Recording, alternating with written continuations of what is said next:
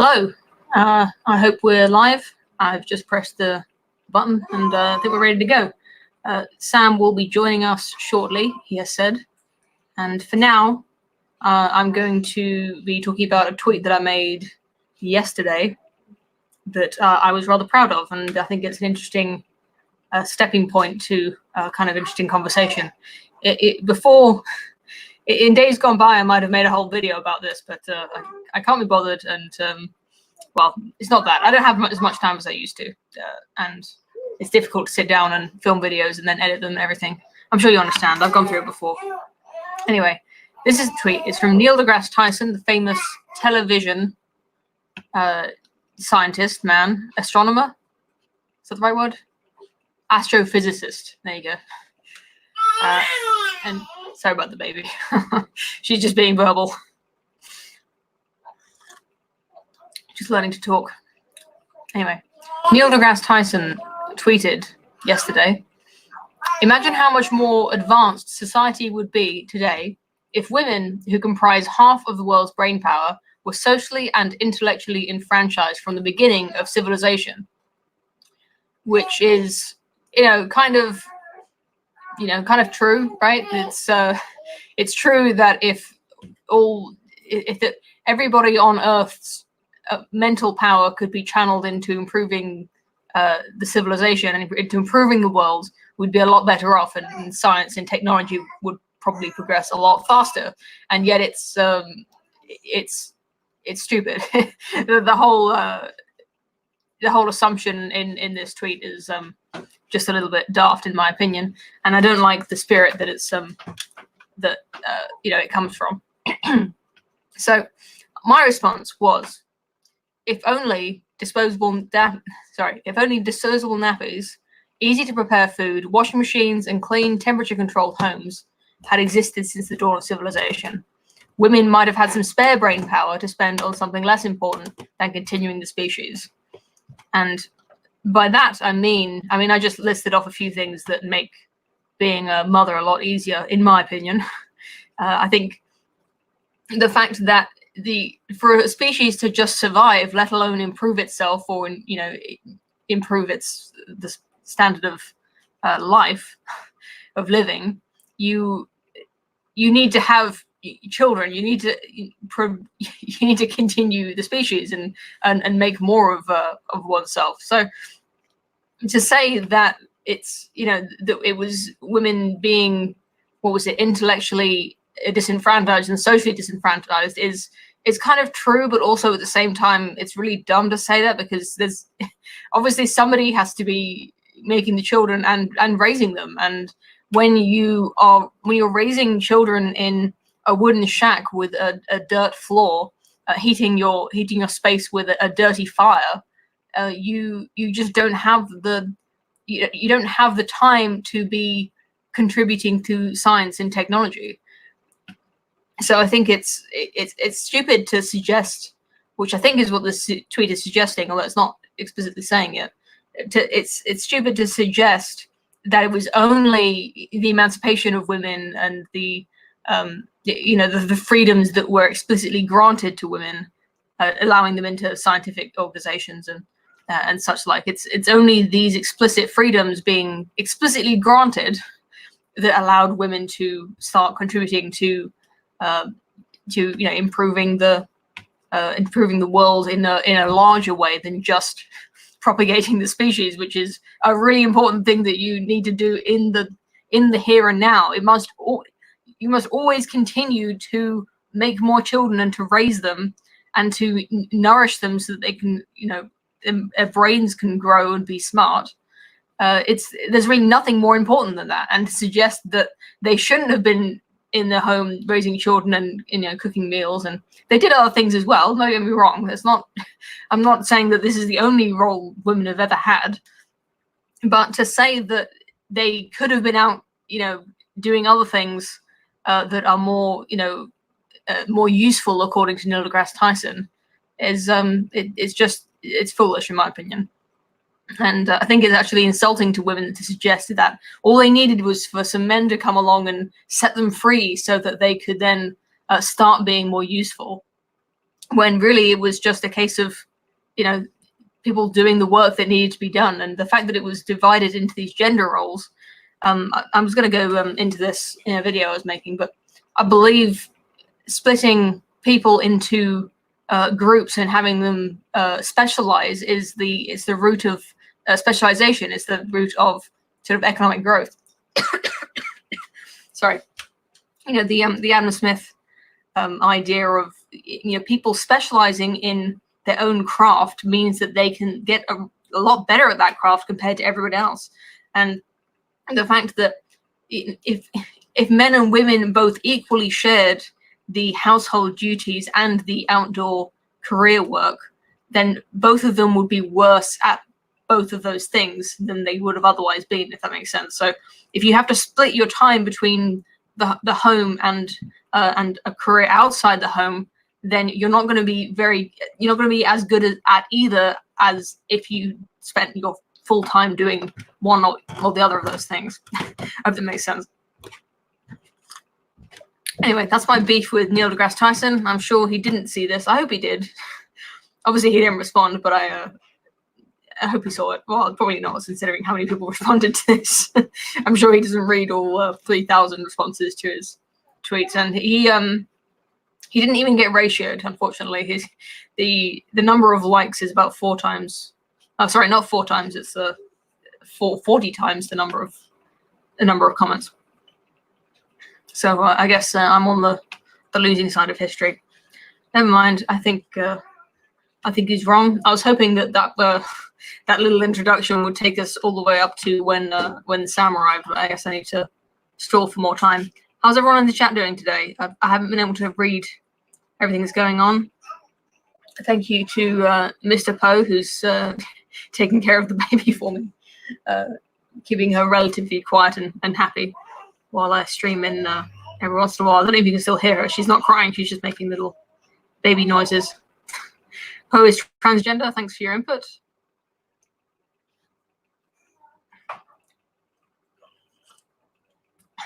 Big Pete says he's speaking from a male point of view. I guess that's Neil Degrasse Tyson's point of view.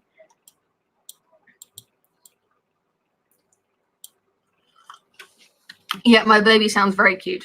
He's the best. Most people are on the losing side of history. That's I guess that's true. In order to, you can't really simplify things into the winners and the losers by 50-50. How am I? I'm all right. I'm pretty good, actually. I had a pretty long day out of the house with baby in tow, and it really does take a toll on your old shoulders and back muscles. I guess I'll introduce what we're going to be talking about today. The 2 news stories that I alluded to. The whole stream is vaguely centered around feminism. We're going to be talking about this being banned. This advert. They were both banned for feminist reasons, but one of them was a little bit more egregious than the other.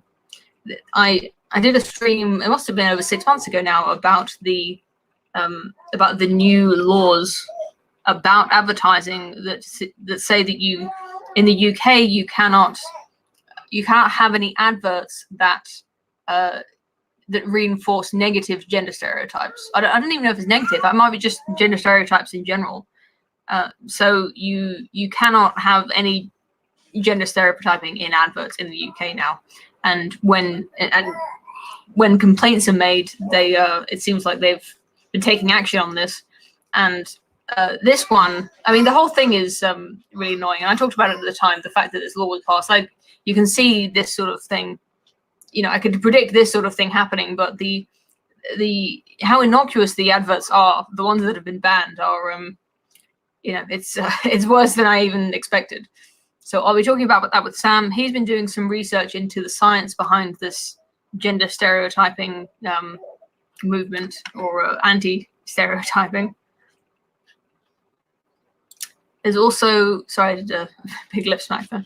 There's also this story, which was covered by Sargon of Akkad, and on his channel, Akkad Daily. I think he covered it very well, but I just wanted to cover it a little bit myself because I had some things to add. This was the case of a TV presenter who, for the record, for those of you who are not living in the UK who are wondering if this woman is actually famous, I haven't heard of her, to be honest, but I don't watch TV, so I don't know if she's really that famous. But anyway, she has won an Equal Pay Tribunal against the BBC. She complains that, rather, she says that she should be earning as much as a fellow TV presenter, Jeremy Vine, who hosts a different but sort of similar in format show. He's another presenter on BBC, and she thinks that because she also hosts a TV show with a similar format, that she should be paid the same as him. And there was some, honestly, the reasons why she thought she should be being paid are a little bit more complex than I had initially thought. But all the same, it is it's not great. The reasons why she's been granted £700,000 for what do you call it, for unearned earnings, in earnings that she should have had, I should say.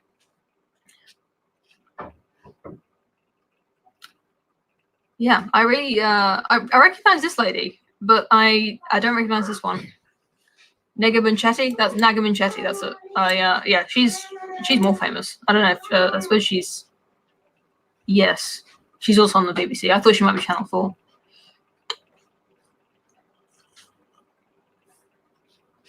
Okay, we've still got no Sam, unfortunately. I believe he was talking about, he did his research. Oh, here he is, just as I speak of the devil. Hello, can you hear me? I can hear you. I'm just out of the shower. Sorry about that. It's no problem. How are you doing? Well, apart from looking like a complete mess, fine. How are you? All right, you look great. We're only in the tiny box at the side of the screen. Sorry, I'm pointing up. That's fine. Keep it small now. Don't look too bad. That's all right. Yeah, I'll make you as small as possible. Exactly.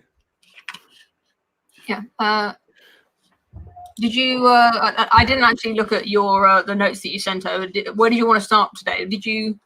Were you talking? You wanted to talk about the adverts, right?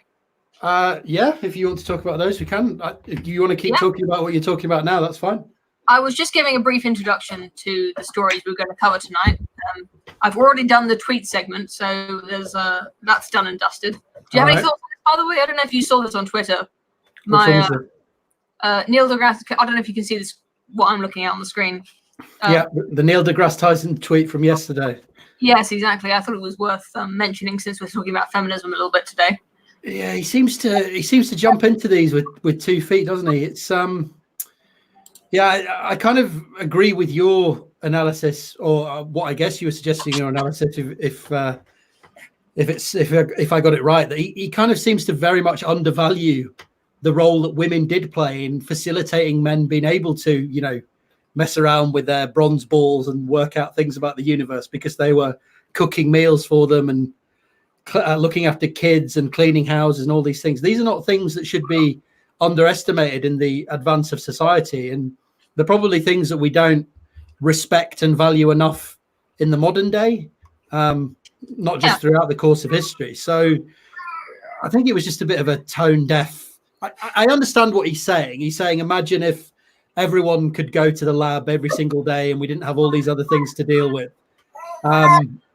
Would we be miles ahead? Okay, maybe not. So it didn't strike me from a scientist as a very sort of scientific statement. It just seemed he's probably got it in the neck a couple of times recently for some things he said on guns that were a bit too right-leaning, and he thought, I'll throw one out there, give the left a bone. Yeah, it doesn't work like that, unfortunately. yeah, you just get attacked anyway. So I don't know. It just struck me as one of those ones where he said, you know what, I'll throw out something that sounds nice and people will like it without putting much thought into it. So I mean, I don't think it's too horrible and bad. I think it's just if you want to analyze it to the nth degree, I think it's probably a bit too simplistic. Yeah, I think the whole framing of the tweet, it suggests that women were not using their brain power to do all these other really important things, as if those things are just mindless tasks that require no brain power at all. Yeah, it's well, it seems to say that Neil deGrasse Tyson values you more, or you're a better woman if you behave like a man.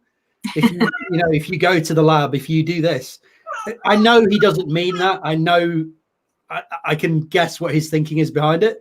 But when it's phrased like this, it basically says the things that men have done are worth a lot more to society and the advancement of society than things that women have done, and that's just completely untrue to my mind.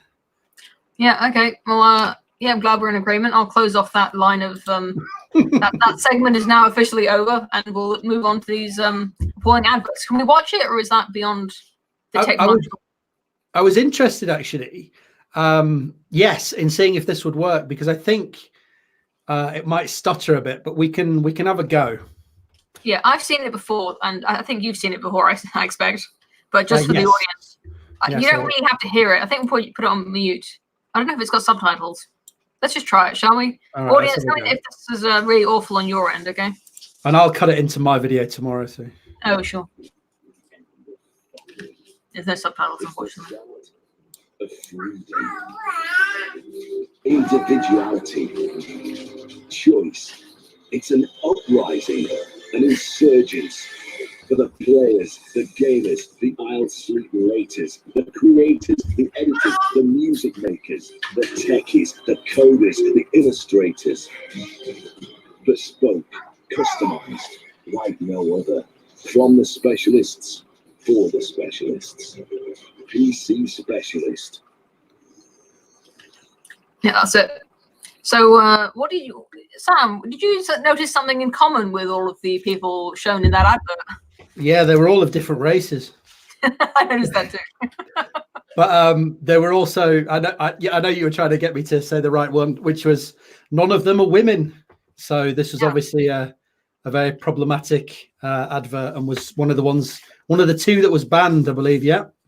Yeah, that's right. And I'd like to say, in response to this criticism that they're all women, how do you know what they identify as? You don't know. You haven't asked all these people in this advert. Where they could be men, they could be women. As it's shameless transphobia to assume their gender. But yeah, they've been banned for the harmful gender stereotype of women working in fields of science, technology, engineering, and mathematics. Yeah. First, the PC Specialist, a manufacturer and seller of bespoke PC computers, featured 3 men performing different activities, including producing music and coding with a male voiceover. The voiceover was male as well. I didn't notice that. Four.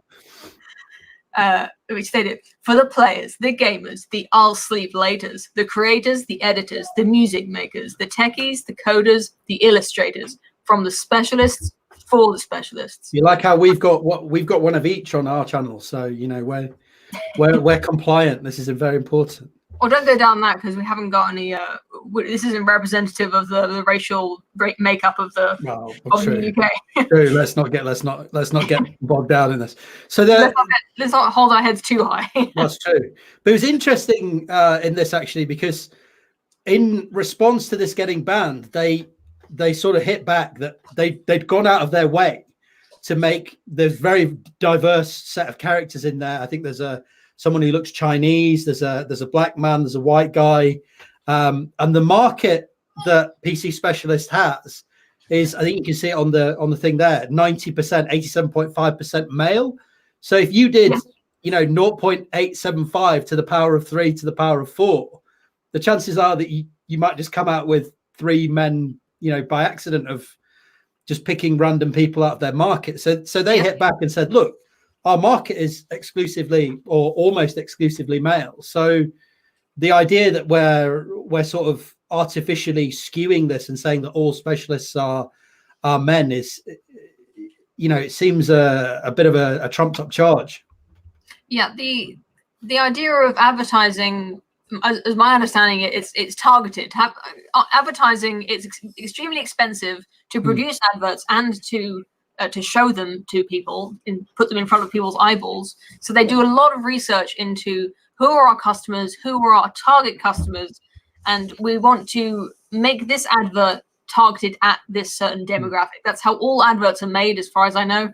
I don't think there are many woke feminists in the ad agencies, because they wouldn't survive the industry, I don't think. But well, you want the maximum bang for your buck, don't you? So they're probably thinking, where's our biggest market here? And yes, I'm sure they could have, if they'd have thrown in a woman, I don't care, throw in a woman if you want, but I think they probably didn't think too much about it. And if they did think about it, they probably thought, well, most of our market are male, and we're constantly told on the other side of this argument that people want to see people who look like them in adverts, in jobs, in occupations, in institutions. So this would seem like a sensible use of resources and use of time. Yeah, I think it's there's the whole idea of banning any adverts for stereotyping is offensive to me. But even so, I think that this is a complete overreach, considering that there was no stereotype even being shown. It was just that there were no women present, and the men who were in the advert were implied to be like elite technology users. That they were some kind of. The use of the word specialists, along with the fact that there were no women present, which is supposedly means there's no women specialists, which is just a very silly, far-fetched reading of it, I think. But the interesting thing about it is only 8 people complained. And of course, the people who are going to complain and take the time out of their day to write a letter are going to be self-selecting. There's probably more people who were, slightly annoyed about it, but not to the level of writing a letter. But in essence, nobody really cares. People just kind of roll their eyes at this thing, if anything, and go on with their day. And it seems like a real sort of tyranny of the minority. 8 people complain and suddenly, we can't have that. Nobody's allowed to see that. Nobody's allowed to make their own opinion about that and potentially boycott their product. That decision's been taken away from you by a small sort of unelected group who've decided what's offensive and damaging to society. You get the sort of filtered lens of what they think is appropriate, which I don't know, although it's not a particular hill that I want to die on, I'm not really bothered when 1 or 2 adverts get banned. It just seems unnecessary and very sort of mollycoddling and just coddling in general.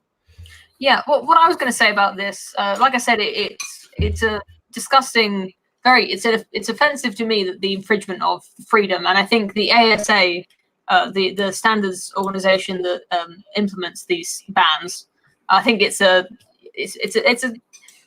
cliche, but I've got to say that they're an Orwellian, an Orwellian organization, because they are policing these, an implication of an implication in these adverts. And what's more, I think it's just like the Neil Degrasse Tyson tweet. I think it's very insulting to women to suggest that they are going to be either upset or they're going to be subliminally affected by the fact that there are no women in this advert. And maybe that's true, and maybe they won't buy this PC specialist equipment. Maybe they're not going to buy these products, and that's going to be them reducing their own market. But the implication that they're not going to become, illustrators, specialists, they're not going to become music makers or gamers. It's like, because of this advert, they're going to be, they're not going to be everything they want to be, or they're not going to want to be these things.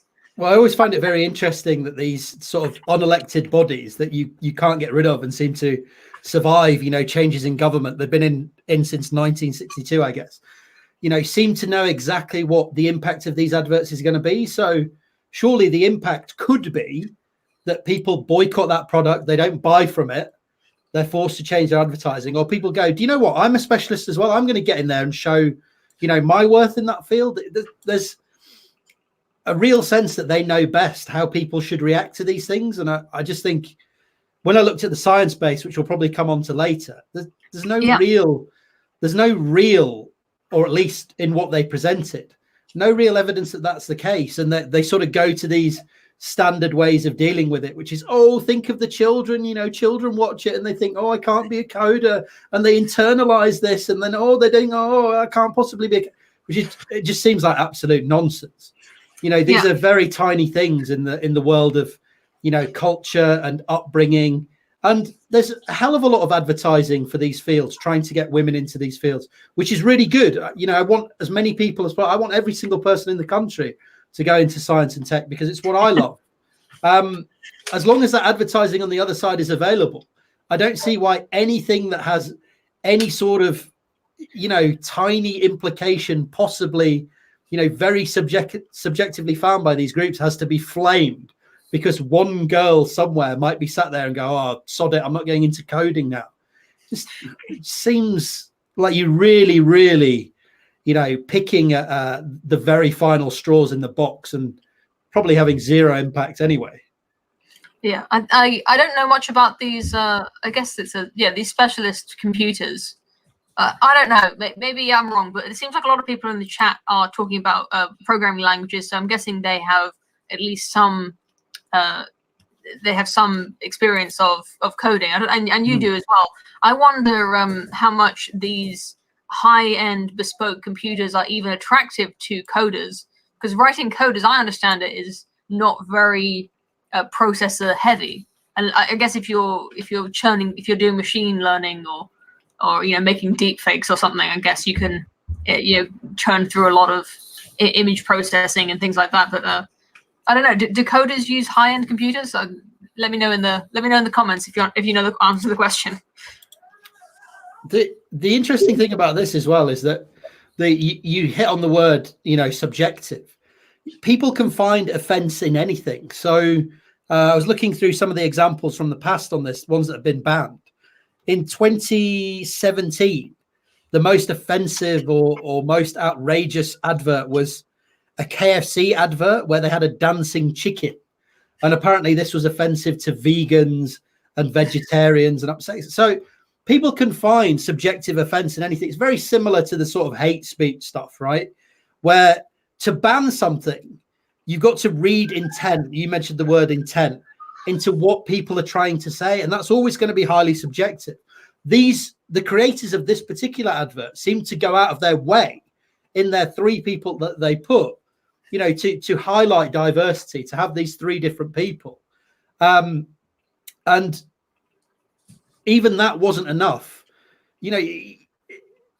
How do you know the message that these people are trying to send, and how do you understand the impact that the average that the advert will have on the average person? I just really don't see what the necessity for having this sort of overarching top-down structure is when people can just decide to boycott it in the market. Yeah, it's I think you're right, and the thing about, like what I was saying about advertising before, is that advertisements are very, very carefully and with a lot of there's a lot of money put into it and a lot of thought put into them. And the idea that I can understand wanting to ban adverts that are extremely offensive, or if there's a some kind of really off-color joke that has a very dark implication or a very offensive implication. I can understand wanting to ban that, and yet on the other hand, I don't think you really need to. It's one of those things that's already dealt with in the market, because advertisers aren't going to want to create something that offends people. They want to make people buy their products. They want to make people happy, or they want there are some very sinister advertising techniques, but being offensive is maybe being shocking or surprising can be a good tactic, but being full-on offensive I don't think is something that many advertisers are going to go for, really.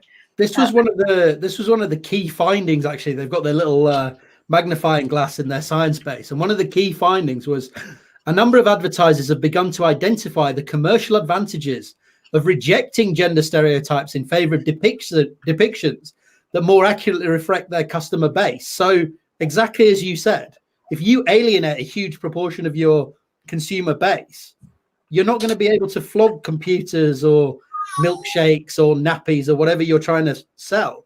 So there's already a mechanism in place for dealing with this, and personally, I'd like to have that choice myself, right?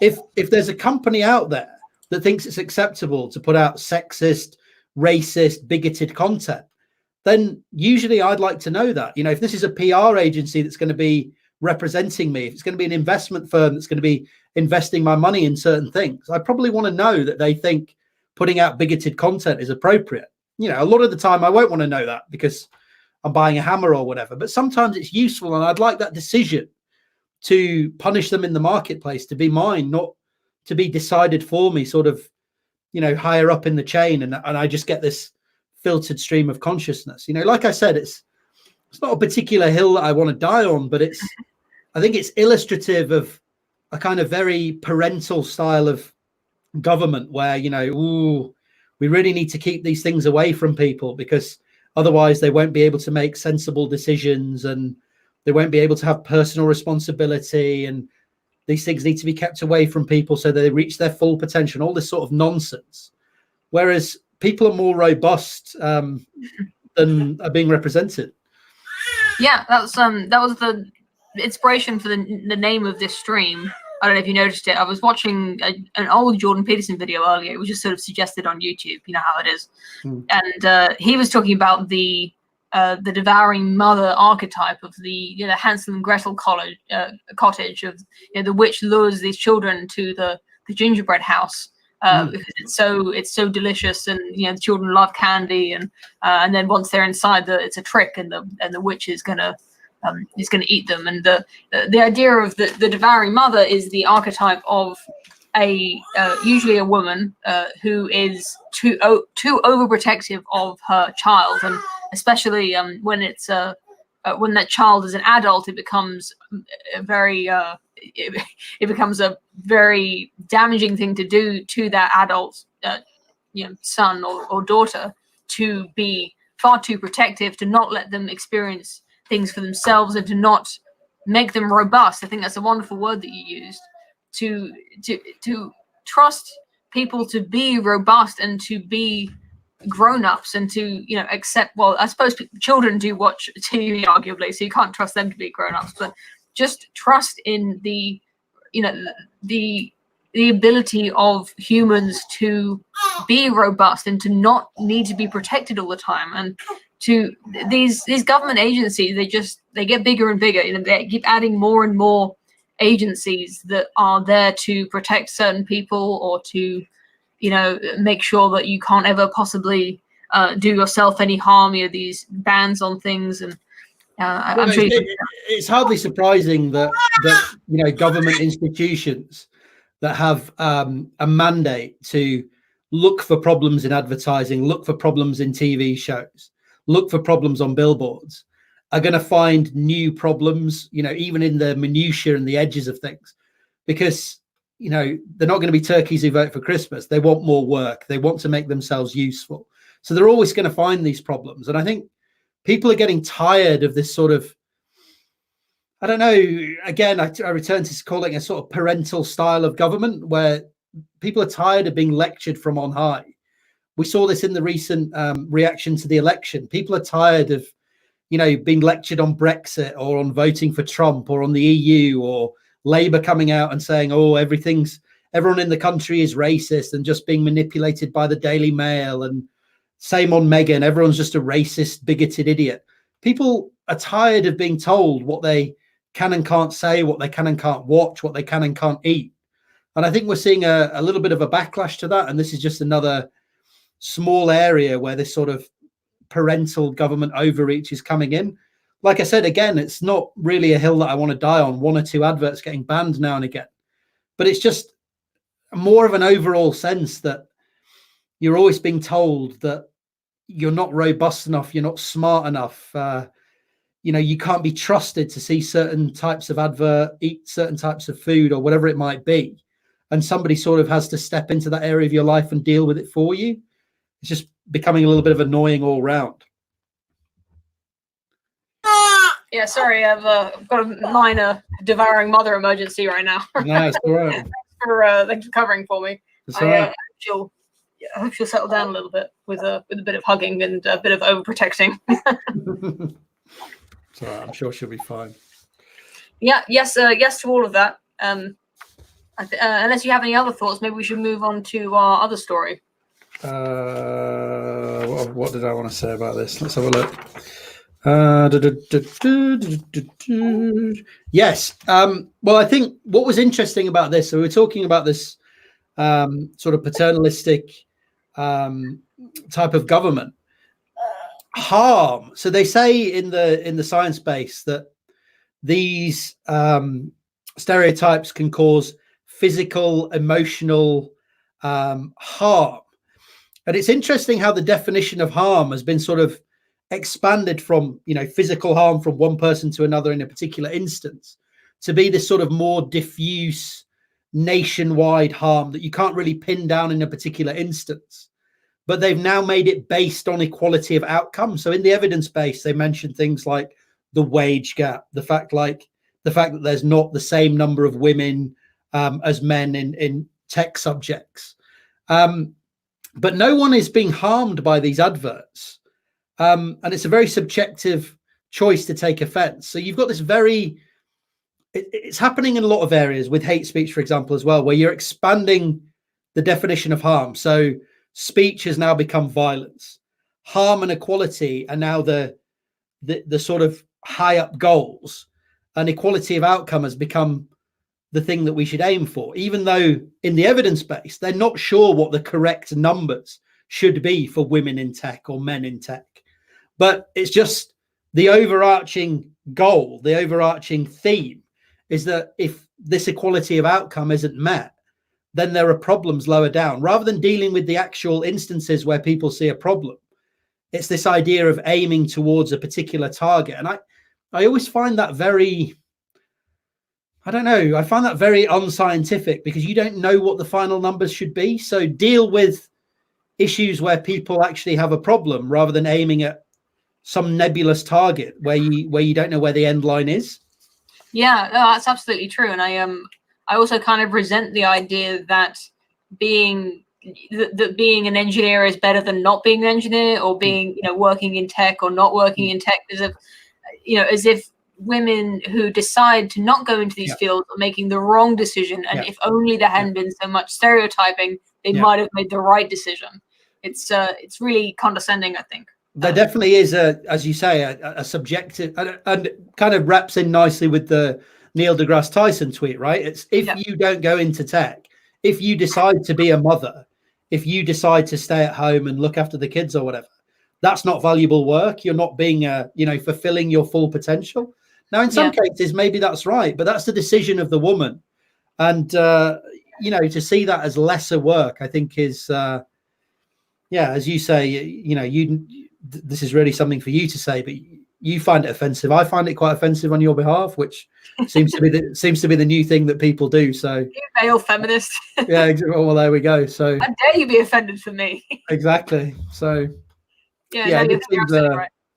And there's so much. If you look in maybe I should read actually just before we move on, the sort of evidence base that they put into this, because it's so much sort of could, might, may, that there could be an impact on people's aspirations, that this might impact on the jobs they go into. So essentially in the end, what you have, right, is a weighing of metrics. You have a restriction on freedom, which in this case isn't too much, right? It's a couple of crappy adverts that I won't see, so I probably won't even notice it. But so a restriction on freedom against this idea that we're bringing some sort of good to the public. This is better for the, what's the word that I'm looking for? The phrase I'm looking for, the greater good. This is for the greater good. So I'll just read you the summary of the evidence base. It just might take me 1 minute.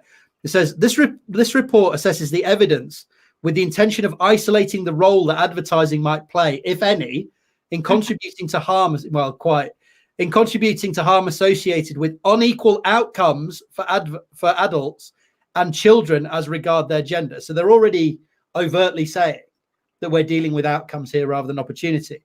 It is evident that the overwhelming majority of research and grey literature on this topic is motivated by a reasonable concern to better understanding the real world indisputable gender inequality, for example, in relation to pay disparity and sexual violence. So sexual violence is obviously a reasonable one, but pay disparity, again, we're dealing with equality of outcomes. And it's no surprise that much of the evidence concludes that the status quo is not acceptable and changes should be implemented to address evident inequality. So again, we have this, we're going to aim for this target because we've decided this is what we should do. Now, on sexual violence, nobody argues with that. But on pay inequality, for example, there's a very open debate as to how much of that is due to any sort of problem or, is due to reasonable factors. The literature analysis consists mainly of online searches. So they did a little bit of Googling using keywords: gender, media, advertising, nature, nurture, preferences, stereotypes, conformity, identity, popular culture, social media, body image, characteristics, roles, children, objectification, and sexualization, among others. Literature was selected according to its relevance to the project. So, which, seems a bit odd. You should look at all the literature, not by the conclusions it reached. Some literature was submitted by stakeholders, which suggested they got some biased people on both sides to throw a load of stuff at the wall. It's important to acknowledge that studies have their own limitations, and many of the studies referenced in this section have a particular sample size. So again, they're undermining their own research. That means that results cannot be confidently generalized more broadly than the samples used. They can, however, indicate issues which should be considered, particularly where findings suggest preventable harm. So the idea is there might be some harm, there may be some harm. So we should probably just act to sort of head that off, which, I'm kind of open to that, but just be honest. Many studies support a number of others on the same or similar issue, and where multiple studies find similar results, these may be more confidently applied more broadly. Last paragraph. The literature gathered during this exercise suggests that there is no academic consensus regarding the origin of gender differences, and differences are likely to be a combination of innate differences determined by nature and those constructed by culture. So, they don't know it seems that they don't understand their evidence base. This is a very complicated issue as to why these differences exist. Obviously, people are discussing them all the time. And they've just said, to hell with it. We might as well try and do something with advertising. It just seems this is the nature of the beast at the moment. Equality of outcomes rule supreme in these sort of government oversight agencies. We need to give ourselves some reason and some work to do. So inequality has become equality of outcomes, and that's what we're going to aim towards. Although the literature does not confirm the extent to which advertising can influence viewers or its role in constructing gender stereotypes, so they've got no idea what impact they're having, basically. If any. It does indicate that the media, of which advertising is a subsection, plays a role in reinforcing and encouraging conformity to certain stereotypes. So basically all they've said is advertising has some impact because otherwise companies wouldn't pay vast sums for it. And we're just going to sort of assume that it's bad, so we'll deal with it a bit. So again, there's no real strong, and I'm willing to accept there's better evidence out there, but the evidence that they've suggested it's not particularly strong, and it just kind of suggests that they're trying to head off any small impact, and it sounds like a bit of a make work scheme, to be honest. That's very cynical, but I think you're right. It's not really like I say, it's not really a hill I want to die on, because it's a small thing missing a couple of adverts. But again, it's kind of it's not surprising to me that it's all in one direction, right? We don't want no harm to the public, and it seems to be a broader campaign of advertising standards, saying people can't drink fizzy drinks, or they can't have pizzas that are a certain size or whatever. I completely agree. It's all part of the same thing. Yeah, it all goes in the same box of parental government, and it all leans one way. So looking at it in a vacuum, I'm not really that exercised by it, but then looking at it in a wider aspect, it just shows how much this sort of meddling in everything has become such a normal part of everyday life in the UK. Yeah. I was just going to say, when you were talking about harm, I don't know if you've read The Coddling of the American Mind, but by I've got it downstairs on my book to read. Well, it's he talks about something in that called concept creep, where words like harm initially start meaning something, and then they get used to mean things like you're talking about, like these adverts having these potential harms, like maybe, you know, these, and then the harm that they're actually talking about may be happening is just the stereotyping where someone might take one job over another, and that's, you know, that is also considered a potential harm. And for this reason, I think my friend Benjamin Boyce, in his videos, whenever he's reading one of these types of articles that has the word harm come up, he rings the bell on the, he adds a bell noise to the mix of the video to let you, yes, exactly, ding. Thank you. You're exactly right, and I think this is a wider issue of repurposing language that is happening in a lot of cases to make these things more serious. So speech has become hate speech, which has become violence. You know, equality. So in the evidence base, they talk about how equality is widely supported, and what they mean by that is people like equality of opportunity. Things have changed towards equality of opportunity over time, but we'll use that word equality and then we'll suddenly switch it to mean equality of outcome, and then we'll just say that everyone still supports it because it's still the same word. So there's a lot of these sort of weaselly words, these words that can be interpreted in one or more ways. So people see harm and they think, Christ, people are sat at home sort of sobbing, or people are getting beat up in their homes, or whatever it might be. And then they just find out that, oh, maybe a couple of women decided to stay at home and be mothers rather than going out and coding. And it's like, oh, that's what it is. But when you use the word harm, it sounds so much more impactful. Yeah, I think it'd be interesting if we could find some good research into whether advertising could potentially cause domestic violence. I know you said that some in the data.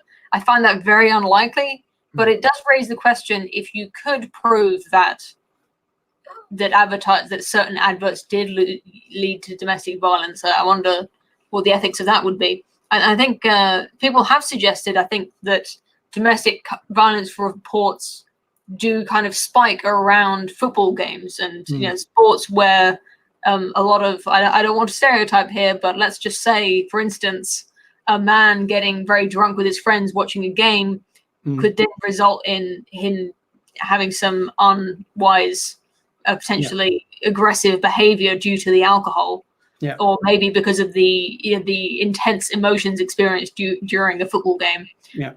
I honestly, I don't know about you, but to be honest, I don't really believe that kind of link can be. I don't think the football can be blamed for this guy hitting his wife. In my opinion, I don't know what your thoughts on that are. You've got to sort of do the experiment with and without the football involved, isn't it? Would he just go out and, you know, watch a film and get riled up and go have a few drinks and then come back? And it sounds like the problem is with the man, not with the football.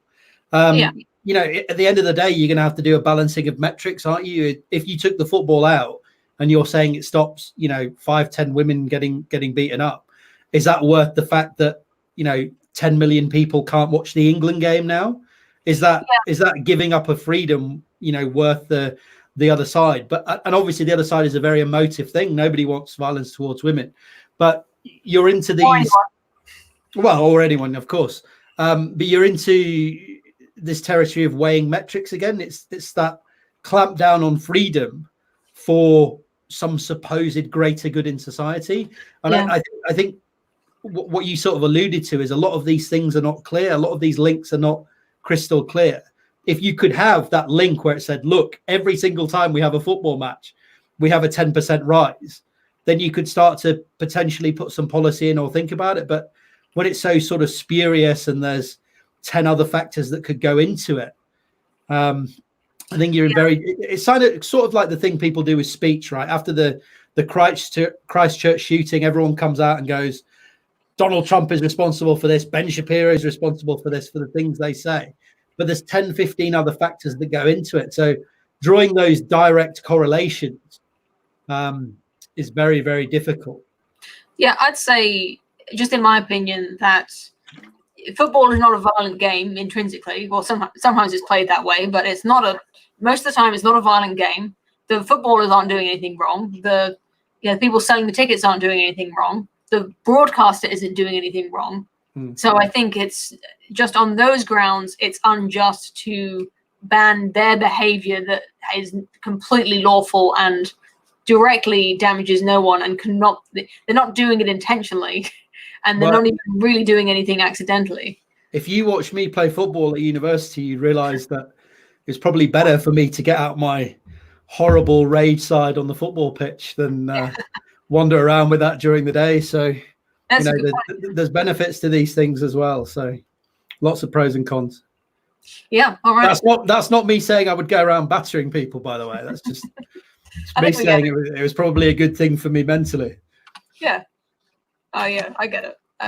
So did you want to, I don't know if you looked into this at all or even read the article about this BBC Equal Pay Tribunal that was, in my opinion, it was ruled in the wrong direction, and it's a pretty silly, what would you call it? A pretty silly precedent to set up for the BBC was fighting against it, but we didn't show the other advert, by the way, did we? Maybe we should have shown that quickly. I don't know if. Yeah, I don't know if the footage of the adverts here on this particular thing, but this one was it this one? No. It was one of somebody. So the advert was a girl at a computer doing some work, and it said, "You do the girl boss thing, and we'll do the SEO thing." So it's basically supposedly suggesting that women who are bosses can't do search engine optimization. Is it SEO?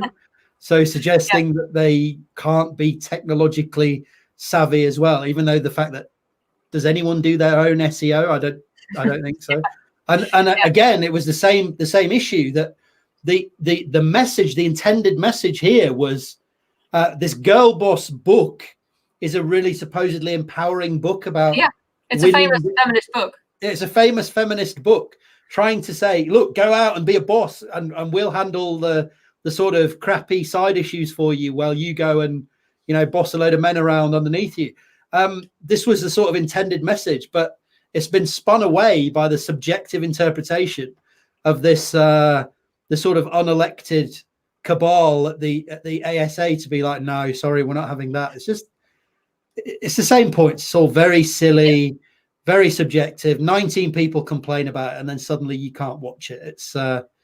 It's all a little bit ridiculous. So yeah, let's go on to the other story. I was just going to say that about the word girl.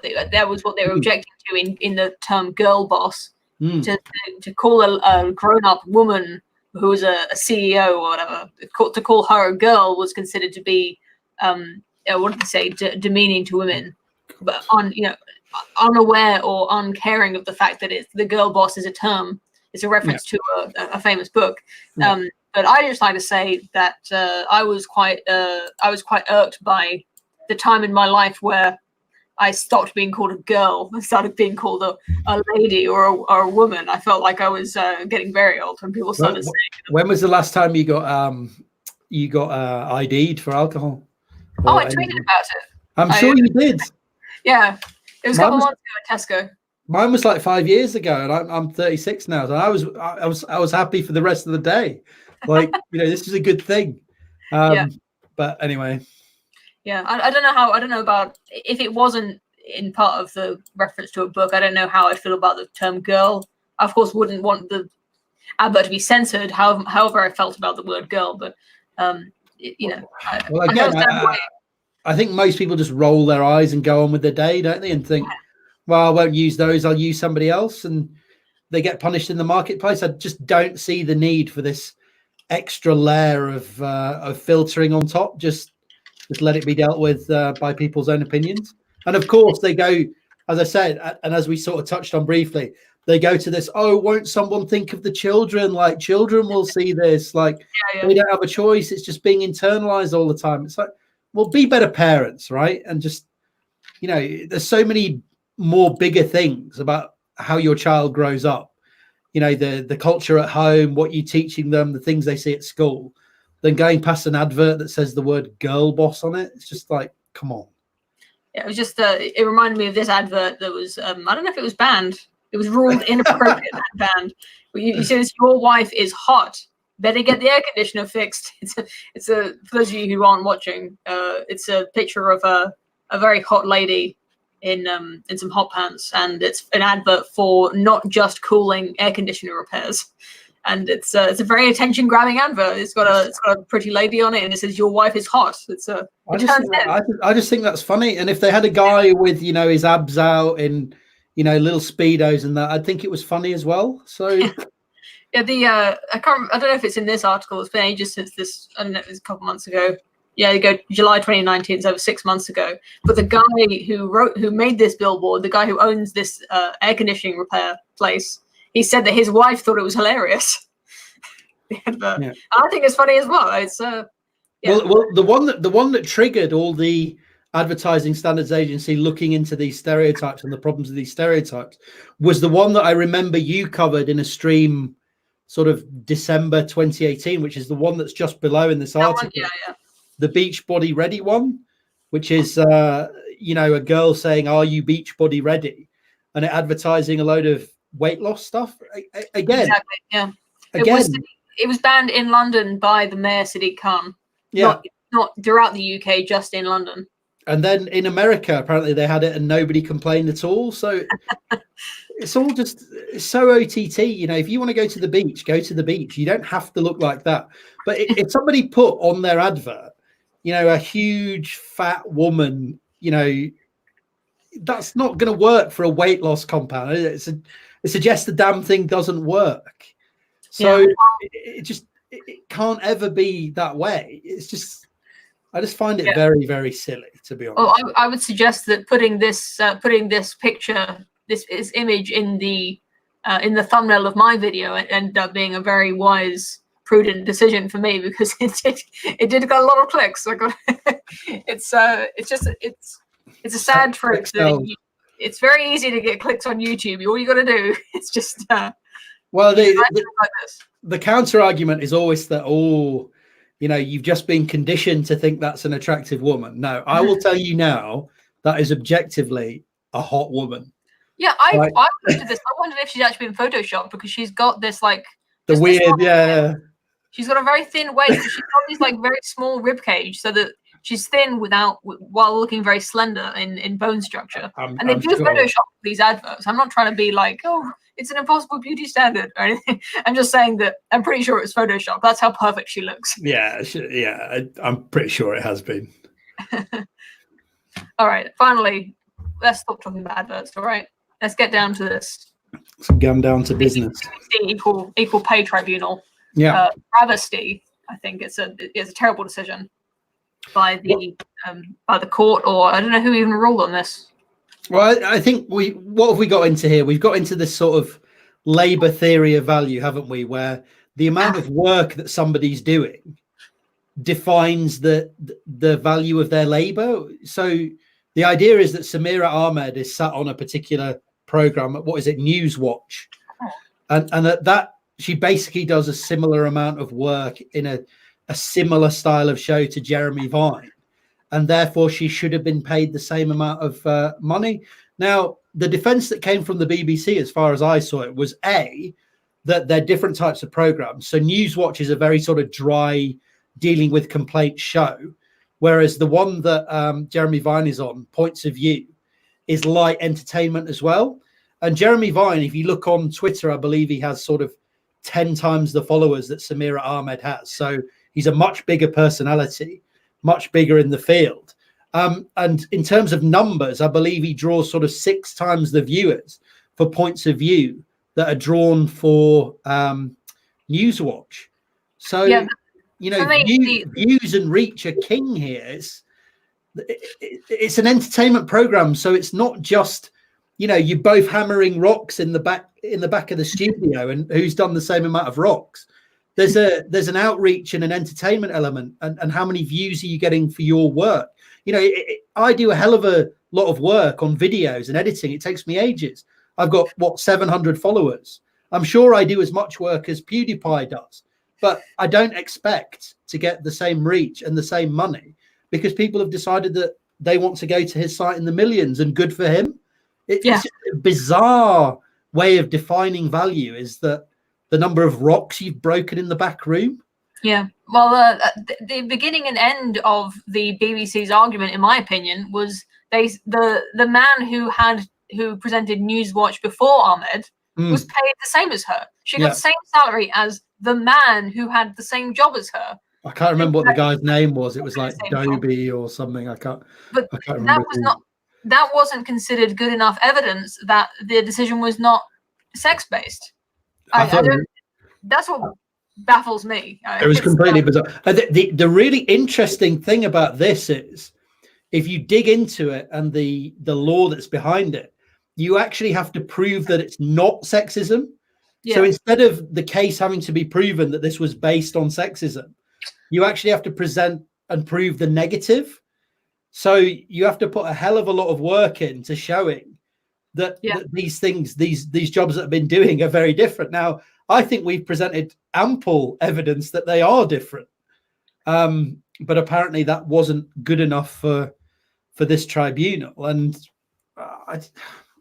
proving a negative, it's not just that it's difficult. It's in some cases it's literally impossible. And in this case, I actually think they did a pretty good job of proving it. The fact that she's paid the same as her, the person who had literally the same job as her, who was male. But, this isn't me saying Jeremy Vine is particularly amazing or Samir Ahmed isn't great, by the way. It's just the market speaks, right?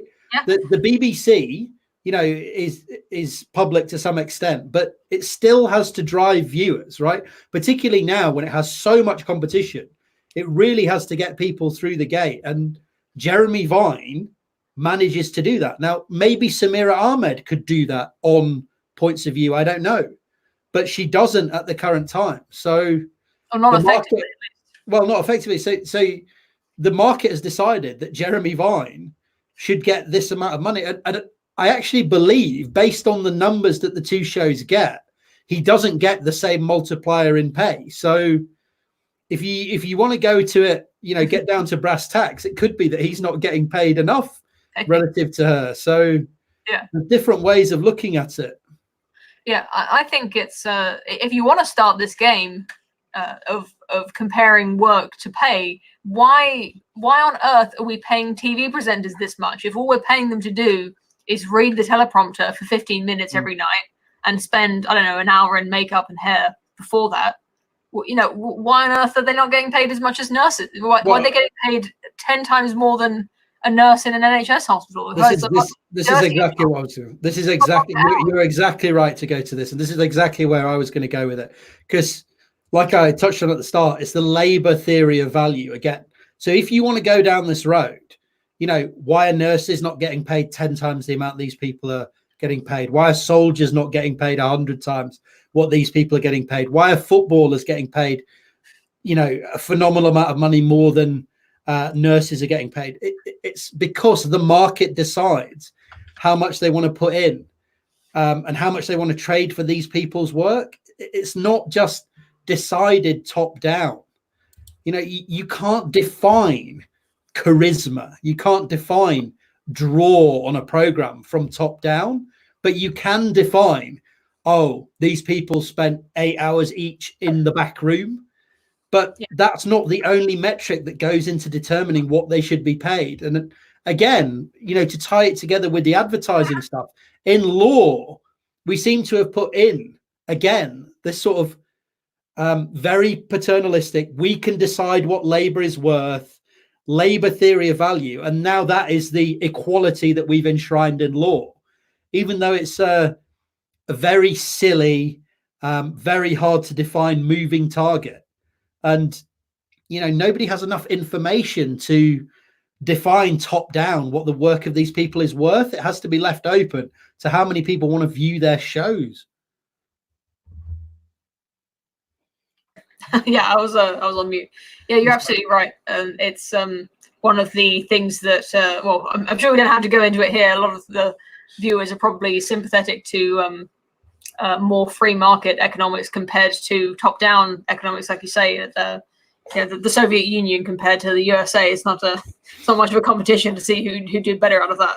I find Jeremy Vine very annoying, by the way. So just empathic. I don't think I've ever watched him. Yeah, I don't think he earns his money, but he gets people through the door. So that's as maybe. Who's Sam Gregson? Who cares what I think? He gets people, he gets people through the doors. So here's a cynical thought for you. I just saw in the chat that someone was saying it was a chance to boost her profile and her bank balance, and I think that's absolutely right. The Ahmed, the lady who was going for this, she had the opportunity to get £700,000, or even if she failed to get it, she would at least get a little bit of free publicity, because the article's being written about this, and she's getting into the news by just being part of this. So even if she lost, she would probably win, if that makes sense. I don't know how well it would go down if she ever looked for work in the future. If you want to go super cynical, go down a little bit more on the article. Is that Naga Munchetti who was involved with who was involved in the sort of saying Trump was racist thing? So if you wanted to go, super spin foil hat, you could say everyone's after, getting a little bit more publicity and getting themselves into the news. There's been precedent of this at the BBC. I think there was it Grace Petrie who got extra money. I think she was on a foreign desk and she got the back pay as well. It was last year or a couple of years ago. So, you can understand other people saying, well, people are getting money here. I want some money as well. If the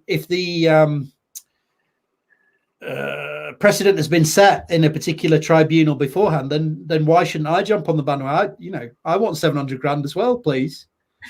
I should argue that I'm doing the same amount of work as my. You can't blame these. You can't blame these people for the system. If that's the system, and you're going to get 700 grand, I'd probably go up for it as well. Just to drive home the key point of this, in the summary of the judgment here that I'm looking at, it says that it was unanimous, by the way, in case you're wondering, the decision. And it says here the 2 points that went into the decision were that the work on Newswatch was like Jeremy Vine's work on Points of View, and the respondent has not shown that the difference in pay was because of a material factor which did not involve subjecting the claimant of sex discrimination. Yeah, so it's proving a negative again. The interesting thing about this is, I think the BBC, off its own back, has had, is it 3 outside investigations, independent investigations now into their pay structure and checking that there's no, that they can explain all of the differences in pay with material factors rather than sexual discrimination. And all of those independent reviews have found 0 evidence of sex-based pay discrimination at the BBC. And yet when we go to these tribunals, they strangely keep finding it. So somebody's not doing their job very well, these outside agencies or the law. And I suggest wrapping it back together.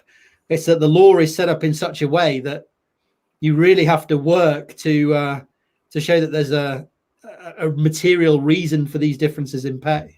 Yeah, I don't know exactly what the legal definition of a material reason is, but it sounds really like, why should there have to be a material reason? Why can't it be the glint of the eye and the wry sense of humor, or whatever the words they used were? Well, yeah, it's difficult to define these things. I'm not ruling out the fact that there might be some sex discrimination, or people in the country are a little bit sexist and prefer to watch a man, or whatever it might be. But at the end of the day, you have to have some sort of metric that explains these pay differences, and it's the viewers. That if they paid them based on the viewers that they get, maybe that would just be better, and take out any mystery and the glint in the eye stuff, and just say, look, that's how many viewers you get, you're getting that pay relative to somebody else. Is that material enough for you? Yeah, but apparently it might not be. Yeah. Well, if we're going to get really technical about it, I'm sure everybody understands this already, but I think it's worth saying that what you're paid is a reflection of what you could be paid if you went to somewhere else, if that makes sense. That's how competition works in the employment world. Jeremy Vine, if he went to ITV or Channel 4, could probably expect a similar salary, or better, maybe, or maybe a little bit worse.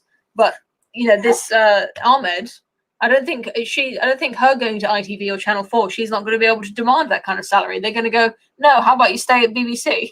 You know? Yeah, well, the idea is that she could be replaced by, 10, 15 different people reading out complaints about whatever it is, and nobody would really care.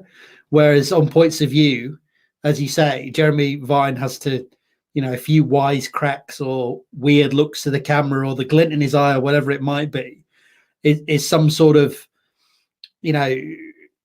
thing, unquantifiable thing that we can't factor into the equations. It doesn't seem that the law's very well set up to deal with it. I would go back to Samira Ahmed should go back to her representation and go back to her agent and say, hang on a minute, why am I doing the same work and I can't get the same money as Jeremy Vine? Now, I imagine it's because the BBC simply aren't willing to pay that, because they feel that they could replace her with somebody else and get the same amount of viewers. A great deal of people in PR and representation are women. I think they'd be kicking up a real fuss if they thought that their clients weren't getting the money that they thought they deserved, particularly because most of them work on a commission basis. So you'd think they'd be pushing for as much money for their clients as they possibly could. So I see this really as a failure of the agents of the women, as much as anything.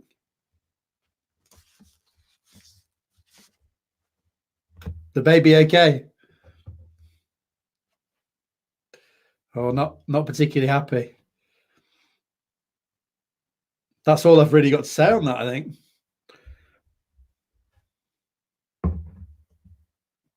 Oh.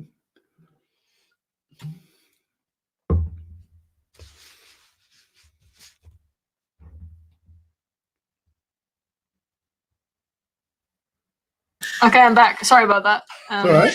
I did promise that the stream was going to be an hour long, and I didn't realize I was enjoying myself too much and didn't realize we'd overshot it by a couple minutes. No, that's all right. I'm the only one who cares about keeping it in exactly an hour. But I think, as you can hear, I'm back there. It's probably a good time to stop for that reason. Yeah, probably is a good time to stop if we've got screeching. Yeah. Thank you very much for joining me, Sam, and thank you very much to everybody watching for joining us tonight. Like I said, these streams are a lot easier for me to make than the videos, so I hope that you've been enjoying them. And I'll see you again soon. Sam, any final thoughts? You want to plug your videos? After the baby starts screaming. Well, we've got a good setup here, haven't we? So when the baby screams, I'll do the research for you, and then we can do a stream. So we've got a good division of labor going on. It's good. But yeah, I hope you guys enjoyed the stream. Always a pleasure to speak with Poe. If you want to pop over to Bad Boy of Science, have a chat about these issues, tell me why I'm wrong. Particularly if you disagree with me, you're always welcome over there. So pop over to Bad Boy of Science, and hope to see you there. Yeah, link in the description, guys, and links to all the articles we looked at tonight. Have a good one. See ya. See you later.